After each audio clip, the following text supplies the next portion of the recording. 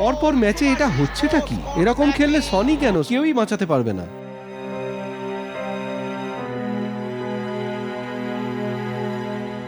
তবু তো ওর জন্যই অন্তত 1 পয়েন্ট এলো।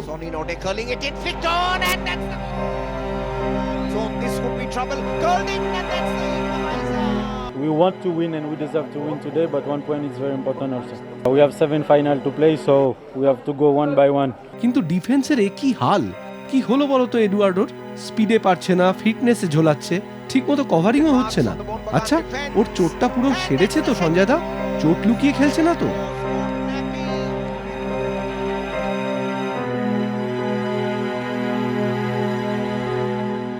রেডিমেড আনসার সেগুলো হয় না, এগুলো দেখতে হবে, এগুলো দেখলে আমাদের অনেক বেশি সুবিধা হবে। সবাই দেখেছে, এখানে নতুন করে বলার যেগুলো গোল কনসিড করেছি আমরা, নিশ্চয়ই আমরা অ্যানালিসিস যেরকম প্রত্যেক ম্যাচ করি এবং আগের দিনও করেছিলাম এবং আগামী দিনেও করব।